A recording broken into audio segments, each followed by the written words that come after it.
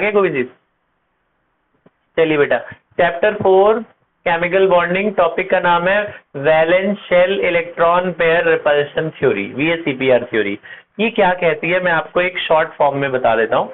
देखो बेटा बोर्ड की तरफ ध्यान, ये बेसिकली ये कहती है, आपको याद है कार्बन डाइऑक्साइड, कार्बन डाइऑक्साइड का जो स्ट्रक्चर होता है वो कैसा होता था? आपको याद है कार्बन डाइऑक्साइड ऐसा होता था, है ना? कार्बन डाइऑक्साइड का डॉट स्ट्रक्चर हमने 10 में बनाया, ऐसा बनता है। कितने एटम है कार्बन डाइऑक्साइड में? 3, एक कार्बन 2 ऑक्सीजन। तो इसका जो स्ट्रक्चर है सीधा सीधा बन रहा है ना, लीनियर मॉलिक्यूल कहते हैं इसे। जो H2O है, H2O में कितने एटम है? 3। लेकिन H2O में जो स्ट्रक्चर होता है वो सीधा क्यों नहीं बनता? ऐसा बनना चाहिए था ना इसे, लेकिन ऐसा नहीं बनता। H2O का जो स्ट्रक्चर होता है वो ऐसा बनता है, बेंट स्ट्रक्चर कहते हैं। अब ऐसा क्या हुआ कि ये टेढ़ा हो गया और ये सीधा रह गया? वो इन्होंने बताया, VSEPR ने, इन्होंने बताया कि किसी भी मॉलिक्यूल का जो स्ट्रक्चर होता है वो उसके लोन पेयर पे डिपेंड करता है और बॉन्ड पेयर पे भी डिपेंड करता है। अगर सेंट्रल एटम जैसे कार्बन है, कार्बन के बाहर टोटल कितने इलेक्ट्रॉन होते हैं? 4, 4 के चारों यूज हो गए, इसमें कोई लोन पेयर बचता है? नहीं बचता। तो जब लोन पेयर नहीं बचता तो ये दोनों एक दूसरे को मैक्सिमम रिपेल करके सीधा हो जाते हैं। लेकिन ऑक्सीजन पर 2 लोन पेयर बचते हैं, तो ये इनको सीधा नहीं होने देते। जैसे ये सीधा होने की कोशिश करेगा ये इसको धक्का दे देगा, ये इसको रिपेल करेगा, ये इसको रिपेल कर देगा। रिपेल होने की वजह से वो ऐसा बेंट हो जाते हैं।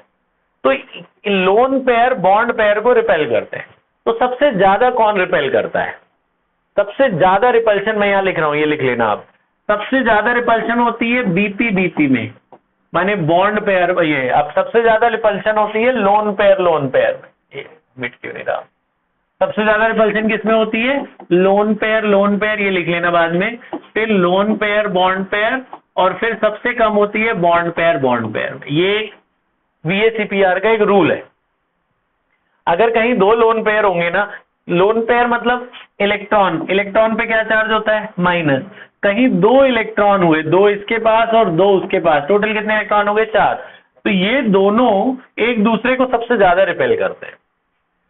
तो VSEPR को समराइज करा जाए तो जो उसका किसी भी मॉलिक्यूल का जो शेप है वो डिपेंड करता है उनके लोन पेयर और बॉन्ड पेयर में।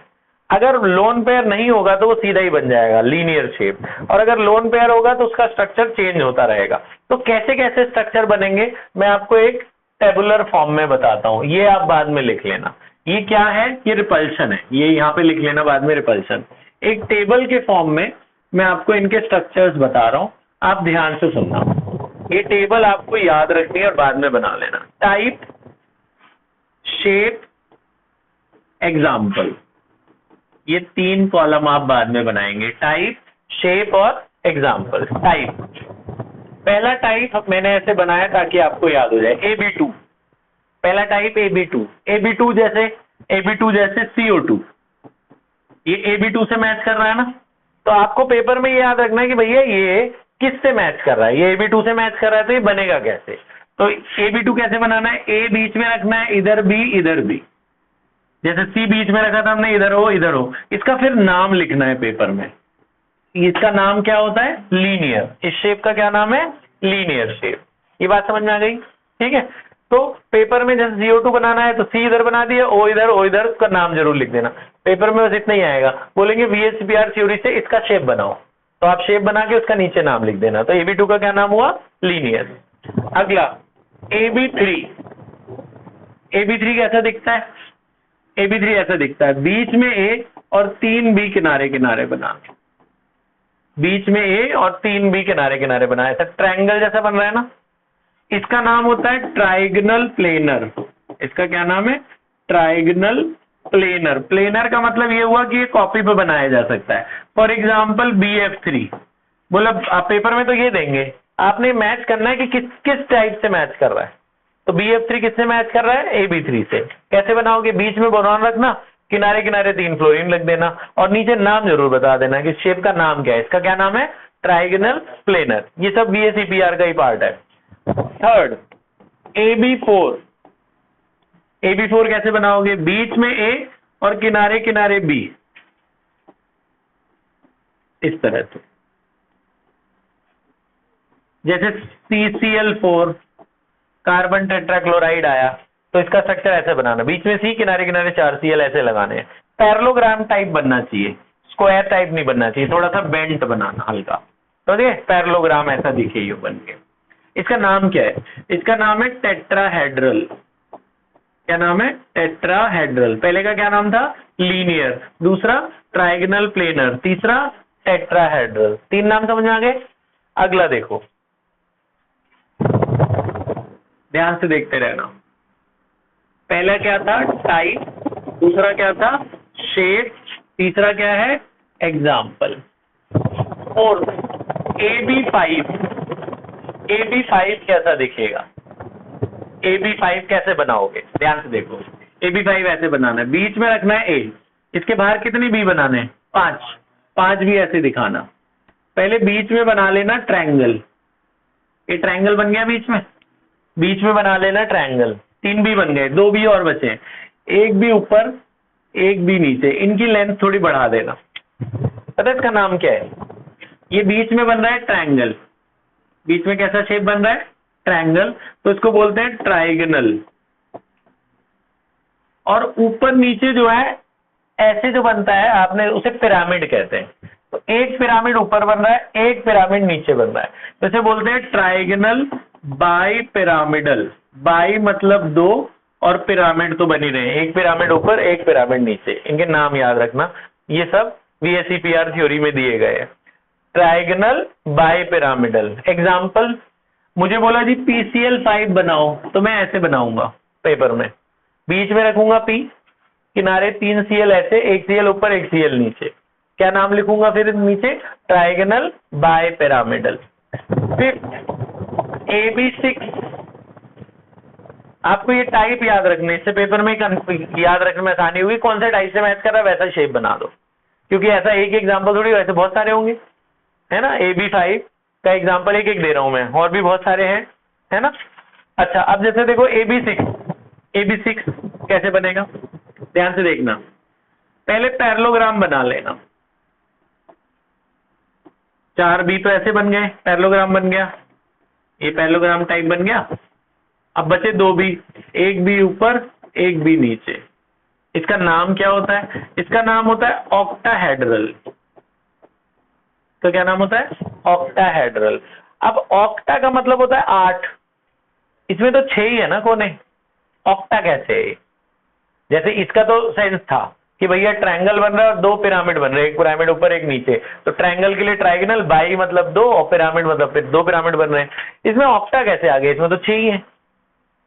ठीक है, ध्यान से सोचो, अब बता रहा हूं मैं। आप बेंजीन इमेजिन करो, बेंजीन कैसा दिखता है? ऐसा होता है बेंजीन, ऐसा होता है। मान लो यहाँ 6 फ्लोरीन लगे हुए हैं, यहाँ 6 B लगे हुए हैं, बीच में A है, ऐसा था ना। एक A के साथ कितने B लगे हुए हैं? 6, ठीक है। और अगर बेंजीन को सॉलिड कर दो, बेंजीन को सोचो, ये बीच वाला एटम को सॉलिड कर दो, तो ये ऐसा होता है, जो बीच में ये देख रहे हो वो पूरा, वो भी बॉल जैसा ही होता है। ये भी एटम क्या होता है? बॉल जैसा। बॉल ऐसे बाहर निकला होगा ना, एक ऐसे बाहर की तरफ निकला होगा, एक इधर की तरफ निकला होगा, तो 6 तो कोने हो गए उसके किनारे किनारे वाले। और अगर कोई इधर से देखो तो एक ऐसे बाहर निकला हुआ, एक इधर अंदर से निकला हुआ, तो 8 माने जाते हैं। एक इधर वाला सरफेस, एक नीचे वाला सरफेस, मतलब कुछ ऐसा। एक एग्जांपल देके बताता हूँ कि 6 एटम आपको ऐसे ऐसे दिखे हुए लग जाएंगे, 6 ऐसे दिख गए, और एक जो बीच में लगा हुआ है, तो ये तो हो गया 6, और एक इसको बीच में मिला दिया तो कितने हो गए? 7। 7वां जो होता है वो अगर उसको बीच से काट दो तो उसका आधा टुकड़ा बाहर की तरफ माना जाता है, आधा अंदर की तरफ माना जाता है। तो जो 7वां है इसको 2 हिस्से में माना जाता है। तो 6 ये और 7वें के 2 फेस, एक बाहर की तरफ निकला हुआ, एक अंदर की तरफ निकला हुआ, तो 8 सरफेस दिखते हैं। समझ रहे हो? ऐसे ये 2D में ऐसे पता नहीं चलेगा, 3D में आपको एक दिखाऊंगा मैं आपको मॉडल। तो इसमें 8 कोने होते हैं, इसलिए इसे ऑक्टाहेड्रल कहते हैं। उसमें 4 कोने थे टेट्रा वाले में, इसमें 8 कॉर्नर होते हैं। 8 कैसे? 6 इधर के हो गए कोने, और 2 कोने और कहां हुए? ये जो बीच वाला है इसका एक हिस्सा ऊपर उठा हुआ होगा और एक अंदर की तरफ उठा होगा। 6, 7 और एक जो अंदर आ रहा है 8। एग्जाम्पल हो गया इसका SF6। पेपर में SF6 बनाया, ऐसे बनाना, बीच में सल्फर रखना, 6 फ्लोरीन ऐसे ही लगा देना किनारे किनारे। ठीक है, ये बात समझ में आ रही है? तो आपको मैंने कितने बताए, 5 बताए।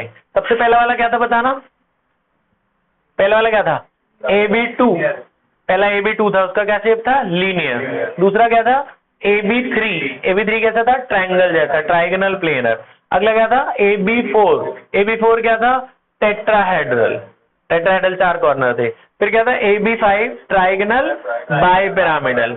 फिर AB6 क्या था, AB6 ऑक्टाहेड्रल जो अभी बना है। ये बात समझ में आ गई? ठीक है, अच्छा थोड़ा सा और है, बस 5 मिनट और लूंगा मैं, ध्यान से सुनना बेटा, 5 मिनट और। अब ये डिफरेंट वाले हैं, लेकिन इसी टेबल में मैं बना दे रहा हूं, क्योंकि इसी टेबल में ही एनसीईआरटी में भी है। ये है नंबर 6। अच्छा, अब ये डिफरेंट क्यों कह रहा हूं मैं, ये बड़ा सोचने वाली चीज है।